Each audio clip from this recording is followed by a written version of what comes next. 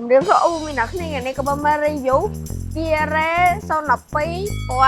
ស្ដែកអូមីតែយើងអាចហៅបានថាមួយទៀតគឺពណ៌ក្រិចអូមីហើយអូមីអ្នកគ្នាឡាមួយនេះគឺកំពុងតែទាន់ត្រែងខ្លាំងមែនតើអូមីហើយពេលអូមីយកឡាមួយនេះទៅបិទរូប Hello Kitty អីហ្នឹងគឺចេញមកគឺខ្ជូតខ្លាំងមែនតើអូមីហើយអូមីគ្រាន់តែមើលមុខវាគឺពិតជាខ្ជូតស្រស់ស្អាតខ្លាំងមែនតើអូមីខាងក្នុងនេះវិញគឺមានចំណុចពិសេសទី1បូលីមចកោទី2ទៅជាក្តៅអូមីនេះ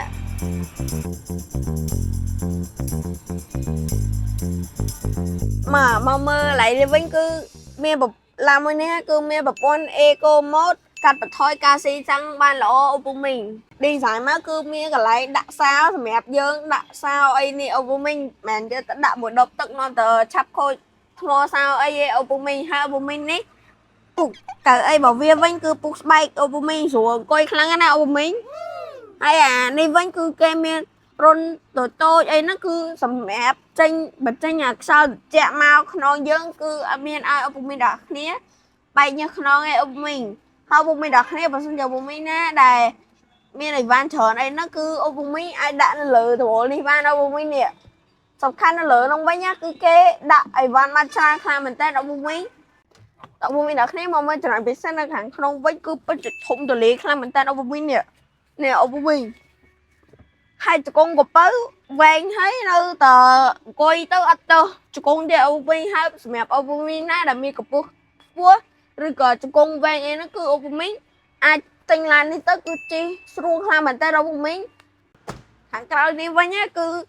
ធំទូលាយសំខាន់របស់វាហ្នឹងគឺជ្រៅហ្មងអូមីនេះជ្រៅអូមីអាចដាក់អីវ៉ាន់បានច្រើនខ្លាំងមែនតើហើយអូមីឡាមួយនេះគឺចំណេញខ្លាំងមែនតើគឺពេលអូមីទិញទៅគឺគេមាន free កោនសកួរឲ្យទៀតនេះអូមីហើយអូមីបើសិនជាអូមីដាក់អីវ៉ាន់ទៅរៀងនៅសល់អីវ៉ាន់ច្រើនទៀតគឺអូមីគ្រាន់កាច់អានេះមកនេះអូមីហើយអូមីហួយទៅមុខទៅស្រួលខ្លាំងហ្មងអូមីនេះឃើញទេព្រោះកបើកាច់មកបន្តិចហួយទៅមុខទៅបានហ្មងហើយបើសិនជាអូមីចង់ឡើងមកវិញគឺអូមីចង់កាច់តាមក្រោយក៏បានដែរនេះអូមីឬក៏អូមីទៅខាងមុខហើយរុញវាឡើងលើក៏បានដែរអូមីទាំងអស់គ្នាអូមីដល់គ្នាឡាមួយនេះតម្លៃត្រឹមតែ9,000ស្ដើងបំផុតហ្មងអូមីហើយបងមួយខែត្រឹមតែ200ជាងឯអូមីតើអូមីដល់គ្នា